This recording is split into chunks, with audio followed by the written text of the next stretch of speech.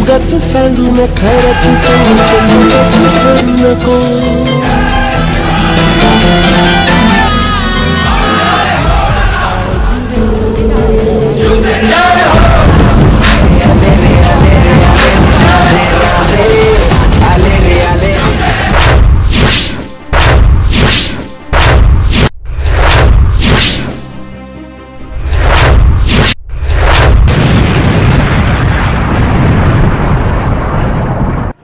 नमस्कार, आपण आहोत मेढा नगरीमध्ये. सध्या निवडणुकीचं वारं सगळीकडे वाहत आहे. देशाबरोबर राज्याबरोबर जिल्ह्यामध्ये निवडणुकीचं वारं चालू आहे.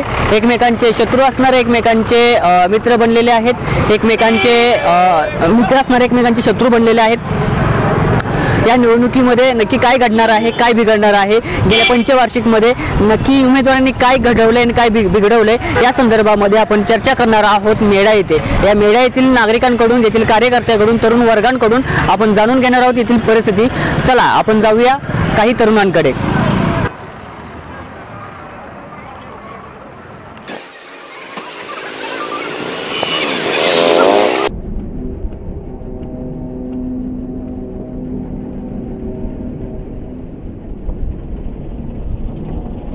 नमस्कार, मी अमित परिहार तुमचं VM न्यूज मराठीमध्ये स्वागत करत आहे. सध्या संपूर्ण देशभरामध्ये निवडणुकीचं वारं सुरू आहे. 2019च्या लोकसभा निवडणुकी संदर्भात संपूर्ण देशामध्ये चर्चा चालू आहे. महाराष्ट्र राज्यामध्ये मोठ्या प्रमाणात निवडणुकीचं वारं सुरू आहे. या संदर्भामध्ये आपण आज सातारा जिल्ह्यातील जावली तालुक्यामधील मेढा या ठिकाणी येऊन काही युवकांबरोबर चर्चा करणार आहोत. तर माझ्याबरोबर जावली मित्र मेळ्याचे एक सदस्य आहेत अमित लेकेरे. यांच्याशी आपण येथील राजकीय परिस्थिती जशी ती काय आहे याबद्दल आपण एक चर्चा करणार आहोत. नमस्कार. नमस्कार. मला सांग, सध्या जे निवडणुकीचं वारं चालू आहे तर त्या संदर्भात तुझं काय मत आहे? सध्या निवडणुकीचं वारं चालू आहे ते माझ्या दृष्टीने मला वाटते की राष्ट्रवादीचंच वारं आहे, पण शिवसेनेकडून त्याला तोडीस तोड उत्तर मिळत आहे. तर यावेळी मी सांगू शकत नाही की राष्ट्रवादी येईल का शिवसेना येईल, पण नक्की विकासाच्या मुद्द्यावरतीच लोक मतदान करतील असं मला वाटतंय. नक्की इथल्या जावली तालुक्याची परिस्थिती काय आहे?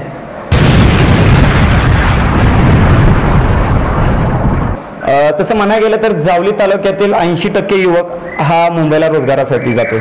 कारण की जावली तालुक्यात रोजगाराची संधी नाही आहे. आपलं 12वीचं शिक्षण पूर्ण झालं की युवक इथनं जातो आणि मुंबईला जातो. आपल्या जावली तालुक्यात म्हणावं तशी औद्योगिक प्रगती नाही आहे, आर्थिक प्रगती नाही आहे. तर ते कुठंतरी औद्योगिक प्रगती, आर्थिक प्रगती झाली तर जो आपला 80% युवक जो जावली तालुक्यातील मुंबईला जातो तो परत आपल्या स्वगृही परतेल. अगदी बरोबर. तू जे उमेदवार आता सध्या रिंगणात उभे आहेत निवडणुकीच्या, तर त्यांच्यापासून काय अपेक्षा करू इच्छितो?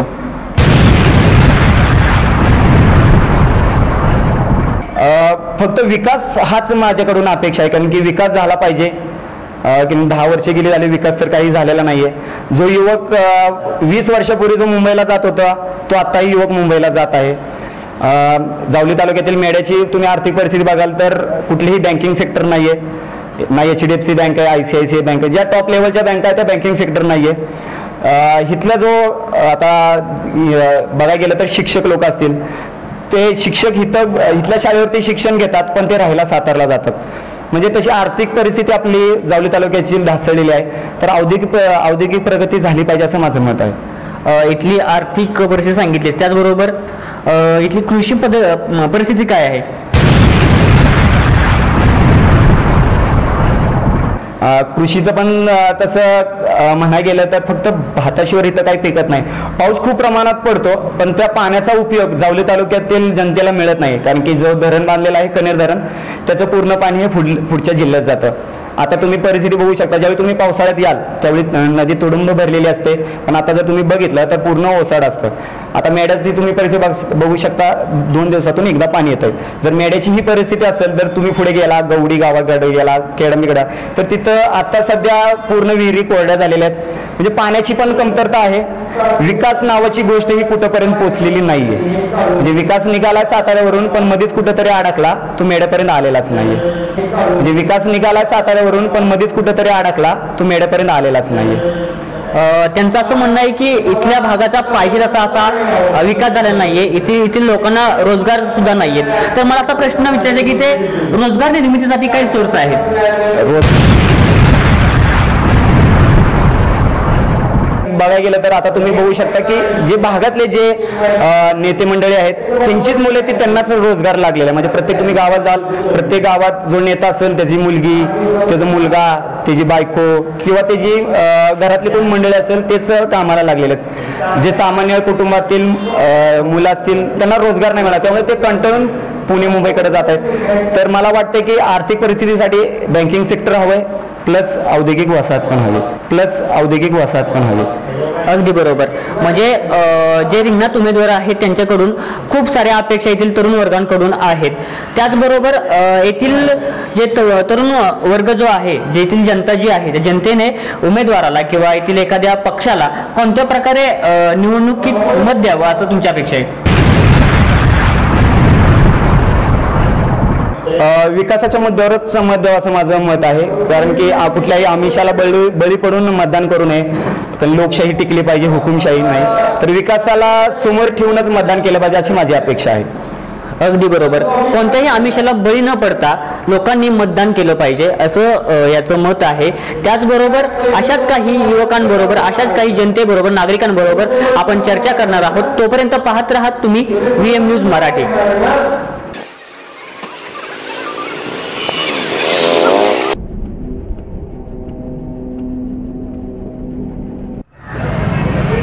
आपण आता काही तरुण युवक आहे जे बाजारपेठेमध्ये फळ विक्रेते आहेत त्यांच्याजवळ आलेलो आहोत. त्यांना विचारूया येतील त्यांच्या समस्या नक्की काय आहेत आणि त्यांचं जे आता लोकशाहीचे उमेदवार उभे आहेत सातारा मतदारसंघातून, तर त्यांच्याकडून त्यांना काय अपेक्षा आहेत याची आपण विचारणा करणार आहोत.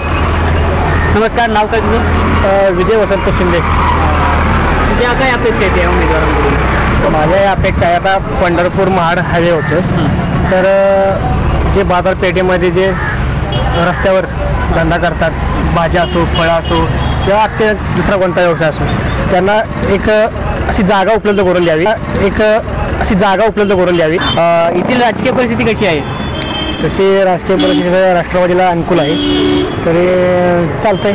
खासदार म्हणून आम्हाला उदयनराजे भरपूर आहे, पण बाजारांच्यासाठी कुठेतरी जागा उपलब्ध करून द्यावी असं सगळं बाजारवाल्यांची इच्छा आहे. तर त्यांनी ते प्रयत्न करावेत. एक अशी जागा उपलब्ध करून द्यावी. त्यांचं असं मत आहे की जे मार्केट आहे, मार्केटमध्ये आता सध्या पंढरपूर महाबळेश्वर रोडचं रुंदीकरणाचं काम मोठ्या प्रमाणात चालू आहे. तर याचं मोठं काम चालू आहे. तर त्यामुळे जे बाजारपेठ आहे त्या एक अशी जागा उपलब्ध करून द्यावी.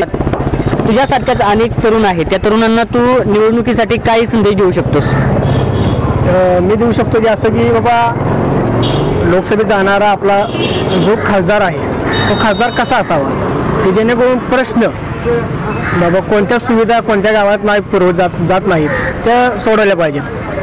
मग दृष्टिकोन तर आपण लोकसभेमध्ये पाठवणारे उमेदवार आहात ते प्रत्येकानं आपल्या ह्यानं बाबा चांगला असावा, की जेणेकरून तो आपलं कामं करेल किंवा बाकीच्या गोष्टी असतात, शिक्षण, रस्ते इत्यादी करू शकतो. अगदी बरोबर. त्यांना अगदी मोजक्या शब्दात सांगितले की जो उमेदवार आपले विकास काम करेल, जो जागरूक उमेदवार असेल त्याच उमेदवाराला आपण निवडून द्यावं. अशाच काही तरुणांना आपण भेटणार आहोत, त्यांच्या समस्या जाणून घेणार आहोत. तोपर्यंत पाहत राहा VM न्यूज मराठी आणि यूट्यूबवर आमचा चॅनल पाहायला विसरू नका, सबस्क्राईबर करायला विसरू नका आणि GT बेल केबलवर 984 सुद्धा आमचा हा चॅनल आहे, तर पाहायला विसरू नका VM न्यूज मराठी.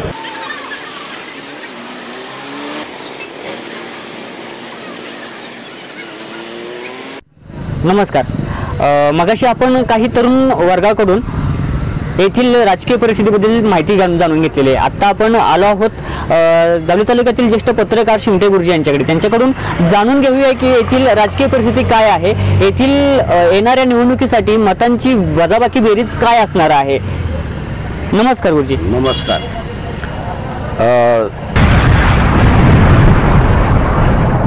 लोकसभा निवडणूक 2019 सातारा लोकसभा मतदारसंघामध्ये होत असणारी ही निवडणूक राष्ट्रवादी काँग्रेस आणि युतीचे भाजप आणि शिवसेना युतीचे उमेदवार यांच्यामध्ये होते आहे। जावली तालुक्यामध्ये या निवडणुकीच्या दृष्टीनं पाहायचं असेल तर आपणाला एक गोष्ट निश्चितपणानं सांगावीशी वाटते की जावली तालुका हा नेहमी राष्ट्रवादीचा बालेकिल्ला म्हणून ओळखला जातो, परंतु या ठिकाणी 1995मध्ये ज्यावेळेला सदाशिवराव सपकाळ आमदार झाले त्यानंतर या तालुक्यामध्ये शिवसेनेनं आपला जम बसवला, पण नंतर मधल्या काळामध्ये मात्र त्यांना थोडी मरगळ आली। खरं पाहायला गेलं तर या ठिकाणी जावली तालुक्याला लाभलेले विधानसभा सदस्य आमदार शिवेंद्रराजे भोसले यांनी या तालुक्यामध्ये 2 टर्ममध्ये अतिशय चांगल्या प्रकारे काम करून या तालुक्याचा विकास साधलेला आहे। मग पिण्याच्या पाण्याची व्यवस्था असो, रस्ते असो किंवा या ठिकाणी डोंगर दऱ्यामध्ये सुद्धा गावं जी जोडण्याचा प्रयत्न रस्त्याद्वारे झाला आहे तो अतिशय जावली तालुक्याच्या दृष्टीने महत्त्वपूर्ण असं झालेला आहे। त्यामुळं आमदार शिवेंद्रसिंहराजे भोसले यांनी केलेलं कार्य तळागाळापर्यंत त्यांची जोडलेली नाळ आणि या ठिकाणी आज राष्ट्रवादीचे उमेदवार श्रीमंत उदयनराजे भोसले हे लोकसभेचे उमेदवार आहेत। ते राष्ट्रवादी पक्षातून त्यांना उमेदवारी मिळालेली आहे। त्यांच्या विरोधामध्ये भाजप शिवसेना युतीचे शिवसेना उमेदवार नरेंद्र पाटील उभे आहेत। या दोघांमध्ये होणारी जी निवडणूक आहे या निवडणुकीमध्ये जर बारकाईनं पाहिलं तर जावली तालुका हा राष्ट्रवादीचा बालेकिल्ला, पण त्याबरोबरच या ठिकाणी शिवसेनेला सुद्धा कमी लेखता येणार नाही, कारण त्यांच्याही या ठिकाणी पाठीमागच्या निवडणुकापासून ते जे संघर्ष करतायत त्या संघर्षामुळं त्यांनाही असं वाटेल की आपणाला या तालुक्यामध्ये निश्चितपणानं भरघोस मतं मिळतील। परंतु एकंदरीत चित्र पाहिलं तर ज्या आघाड्या या ठिकाणी आघाडी सरकारच्या बाजूनं राष्ट्रीय काँग्रेस आहे, त्याचप्रमाणे इतर पक्ष संघटना आहेत, त्यांचेही मंडळी याच्यामध्ये सहभागी असल्यामुळं आणि युतीच्या उमेदवाराबरोबर त्या ठिकाणी भाजपचे लोक आहेत।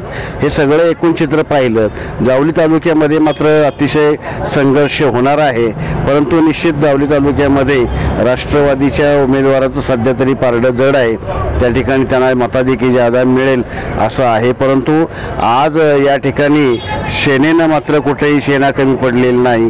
त्यांनी तळागाळामध्ये जाऊन उमेदवाराचा प्रचार चालू केलेला आहे, त्यांनी तळागाळामध्ये जाऊन उमेदवाराचा प्रचार चालू केलेला आहे। राष्ट्रवादीनेही कंबर कसलेली आहे आणि तालुक्याचं मताधिक्य देत असताना आपण आपले आमदार यांनी केलेल्या कार्याला त्यांनी केलेल्या विकासाला स्मरून या ठिकाणी मतदान होईल।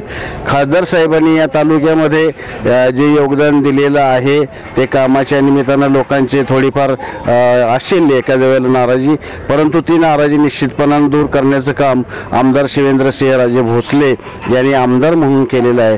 त्यामुळे त्याचा फायदा निश्चितच खासदार श्रीमंत उदयनराजे भोसले यांना मताधिक्य मिळवून देण्यात होईल असं एकंदरीत चित्र आहे। मला असं एक प्रश्न विचारायचा की लोकांनी कशा प्रकारे मतदान केलं पाहिजे? लोकांनी खरं तर आज एक गोष्ट निश्चित आहे की केंद्रामध्ये राज्यामधल्या सरकारनं सत्ता भोगली, त्या सत्ता भोगल्यानंतर या लोकांना जे अनुभव आले, मग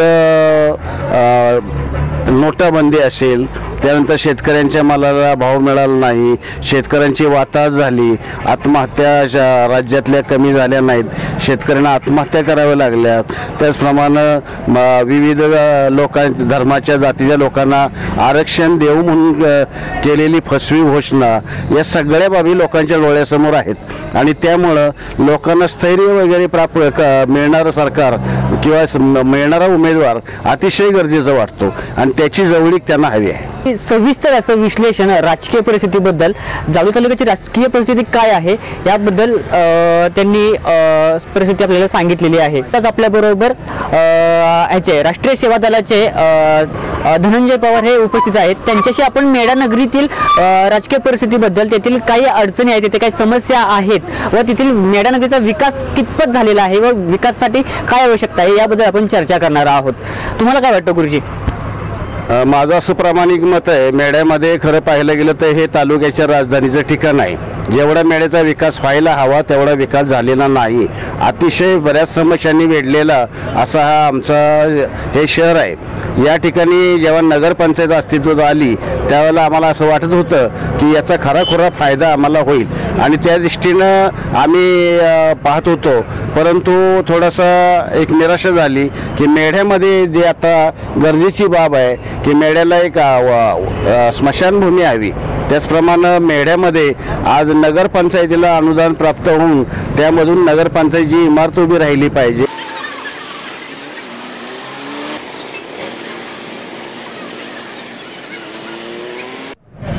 नमस्कार, पुन्हा एकदा VM न्यूज मराठीमध्ये आपलं सर्वांचं स्वागत आहे.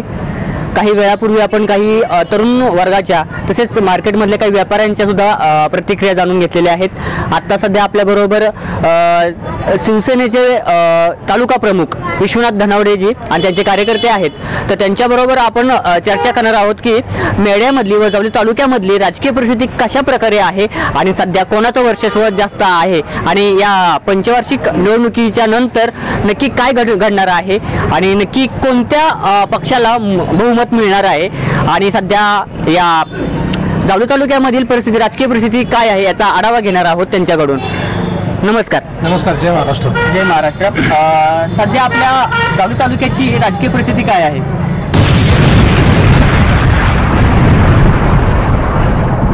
जावली तालुक्यामध्ये सध्या लोकसभेच्या अनुषंगाने जर विचार केला तर खऱ्या अर्थानं जावली तालुक्यामध्ये माथाडी वर्ग मोठ्या प्रमाणावरती आहे.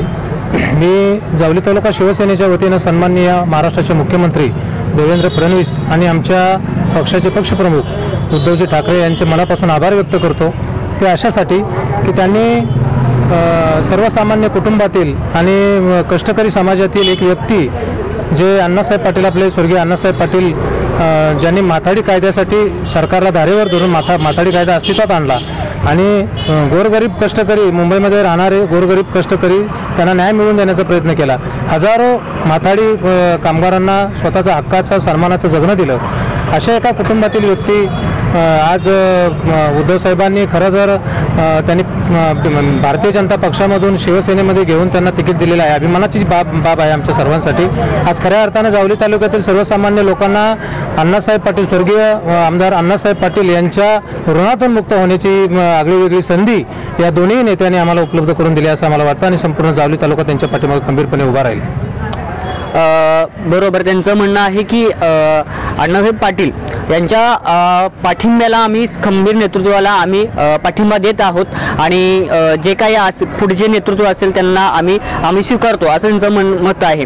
मात्र काही एक पंचवार्षिकच्या पूर्वी जे खासदार होते त्यांची परिस्थिती पाहता त्यांनी जे काही विकास कामं केलेली आहेत त्यांचा जो तरुण वर्गाबरोबर इतर जे लोक आहेत नागरिकांवर ज्याचा छाप पडलेला आहे तर त्यांना ते छाप तोडण्यामध्ये ते यशस्वी होतील का असा देखील प्रश्न नागरिकांमधून निर्माण होत आहे. तसं तुम्हाला काय वाटतं की ते शक्य आहे का सध्या तरी? आम्ही आता सर्वसामान्य म्हणजे आम्ही खरं सांगायचं म्हटलं तर या देशासाठी हजारो नागरिकांनी आपल्या प्राणांची आहुती दिलेली आहे. 300 वर्ष इंग्रजांनी आपल्या देशावरती राज्य केलं आणि इंग्रजांच्या जुलमी जोखडातून मुक्त करण्यासाठी हजारो सर्वसामान्य नागरिक त्या ठिकाणी बळी गेलेले आहेत आणि एवढ्या त्यागानंतर आपल्याला स्वातंत्र्य मिळालेलं आहे आणि ते स्वातंत्र्य भारतातील सर्वसामान्य जनतेचं आहे. इथे राजेशाही आम्ही मानत नाही अजिबात आणि कुठलाही राजा म्हणत नाही. आमच्यासाठी एकच छत्रपती होऊन गेले, शिवाजी महाराज. त्याच्या व्यतिरिक्त आम्ही कुठलेही राजे वगैरे म्हणत नाही आणि कुठलाही राजा म्हणत नाही. आमच्यासाठी एकच छत्रपती होऊन गेले, शिवाजी महाराज. त्याच्या व्यतिरिक्त आम्ही कुठलेही राजे वगैरे म्हणत नाहीत. हा, शिवछत्रपतीचे वंशज आम्ही म्हणून त्यांचा आदर जरूर करतो, पण लोकशाहीमधले खासदार म्हणून आम्ही त्यांना कधी आता यापुढे मानणार नाही. त्याचं कारण असं की गेल्या 10 वर्षामध्ये जे अपेक्षित होतं आपल्याला त्यांच्याकडून ते अपेक्षित लोकांना साध्य करता आलेलं नाही. ज्या पद्धतीनं विकास असायला हवा होता तो विकास साध्य करता आला नाही. आज खऱ्या अर्थानं लोकांमध्ये अँटी इन्कम्बल्सी आहे.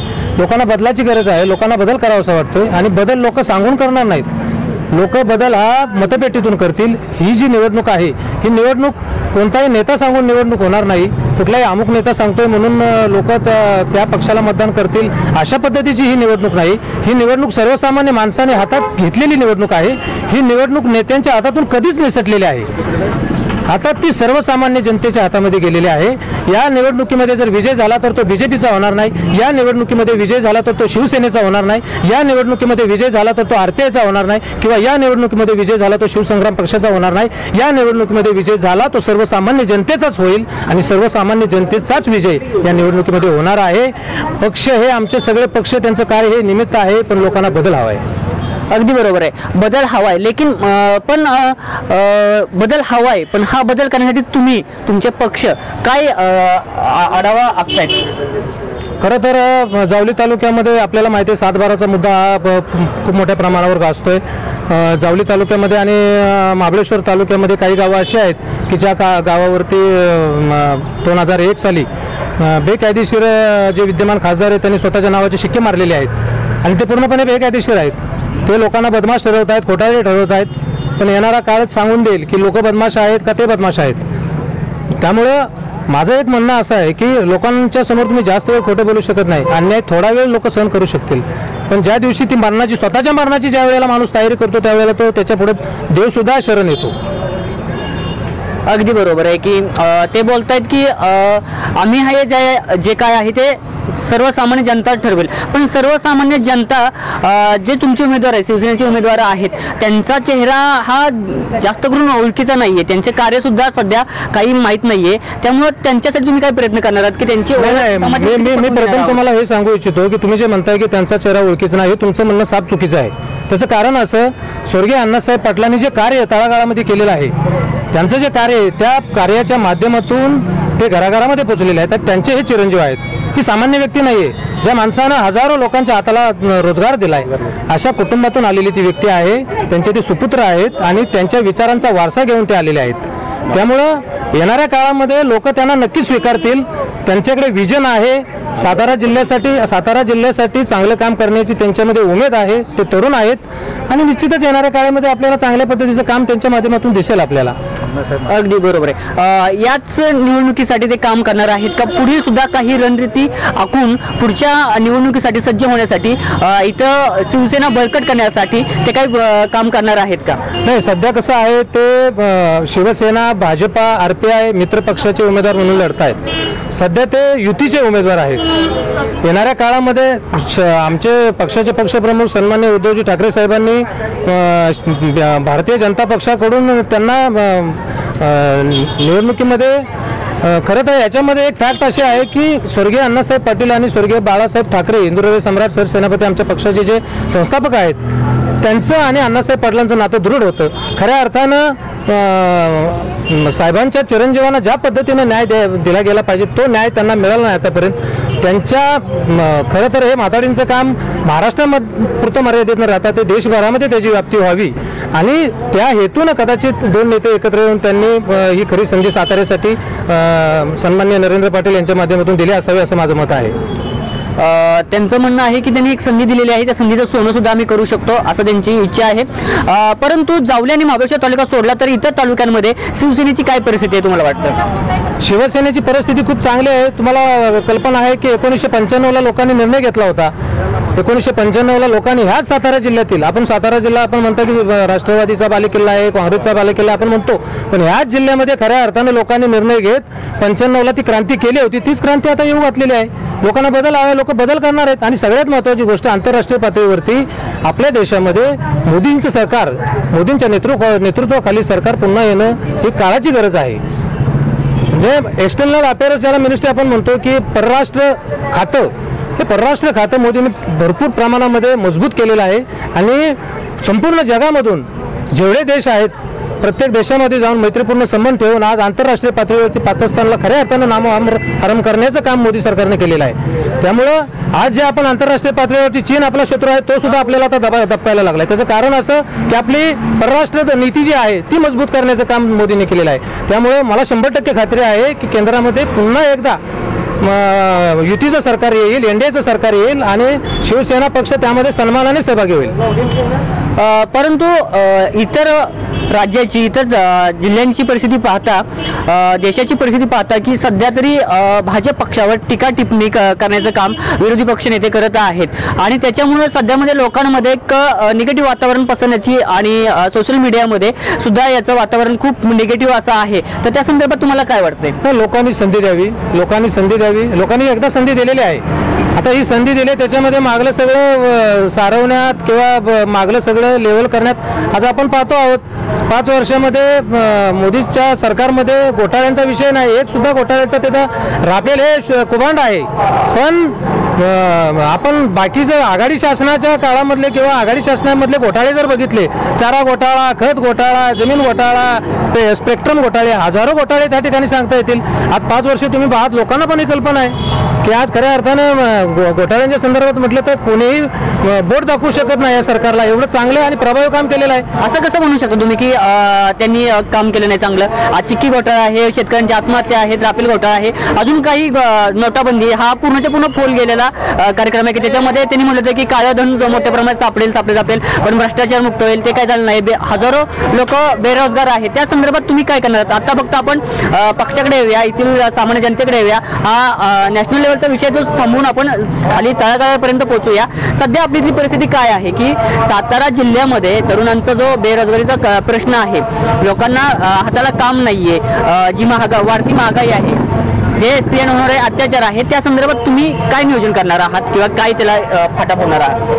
आमचे जे युतीचे उमेदवार आहेत नरेंद्र पाटील साहेब यांनी आपल्या जे धोरण आहे ते जे धोरण राबवणार आहेत किंवा येणाऱ्या काळामध्ये कशा पद्धतीने ते कामकाज करणार आहेत. काल जी पत्रकार परिषद झाली त्यामध्ये त्यांनी एक ॲप लॉन्च केलेलं आहे. त्याच्या माध्यमातून येणाऱ्या काळामध्ये ते काय काय योजना राबवणार आहेत ते त्यांनी त्या ठिकाणी सांगितलेलं आहे. अगदी बरोबर. त्यांनी त्यांचा जाहीरनामा स्पष्ट केलेला आहे असं यांचं मत आहे. पुढे ते काय करणार ते दिसूनच येईल आपल्याला. ही निवडणूक कशा पद्धतीने व्हावी आणि लोकांनी मतदान का करावं यासाठी आपण तुम्ही काय सांगू शकता जनतेला? परिवर्तन हा निसर्गाचा नियम आहे. लोकांनी सातारा जिल्ह्यामध्ये परिवर्तन करावं.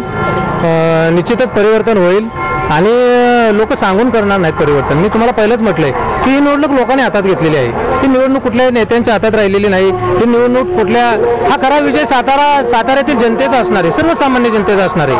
म्हणजे खऱ्या अर्थानं कुठल्या नेत्याचा असणार आहे असं मी म्हणणार नाही किंवा कुठल्या पक्षाचा असणार आहे. हा जो विजय असणार आहे हा सर्वसामान्य लोकांचा विजय असणार आहे. म्हणजे लोक ज्या उमेदवाराला मतदान करतील तो उमेदवार नक्की निवडून येईल असं यांचं मत आहे. परंतु मी इथं अजून काही आपले शिवसैनिक आहेत, कार्यकर्ते आहेत, त्यांना विचारणार आहात की मला एक बेसिक प्रश्न आहे, निवडणूक म्हणजे काय हो?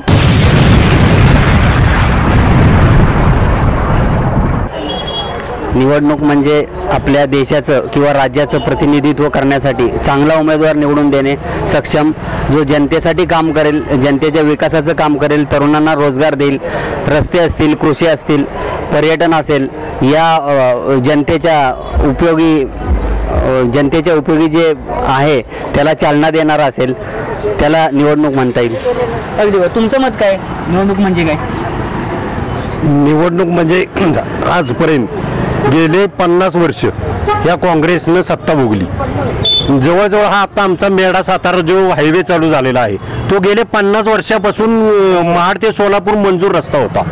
मगाशी तुम्ही म्हणला की का सातारा जिल्ह्यात एवढी बेरोजगारी आहे, हे आहे, हे आज जर प्रश्न जर निर्माण होत असतील तर गेल्या 10 ते 15 वर्षापासून 50 वर्षापासून काँग्रेसचं राज्य आहे आणि इथले आत्ता जे राजे आहेत म्हणजे आम्ही राजे म्हणून त्यांना मानतो, परंतु लोकशाही म्हणून जे त्यांनी काम केलं पाहिजे होतं, तरुणांसाठी काम केलं पाहिजे होतं, ते आज MIDC पूर्णपणे बंद पडलेली आहे. शिरवळच्या MIDCची तीच अवस्था त्यांनी केली. एक प्रकरण माझ्या सगळ्या पत्रकारांना TV चॅनलला पण माहिती आहे, जे कंपनीत घोटाळा झाला तो घोटाळा यांनीच केला.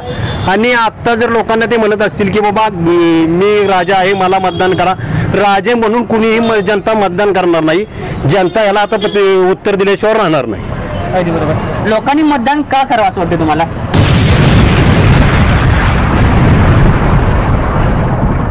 लोकांनी मतदान यासाठीच करावं की कुठला तरी उमेदवार आपला येईल ना निवडून, तो काहीतरी आपल्यासाठी चांगलं काम करेल.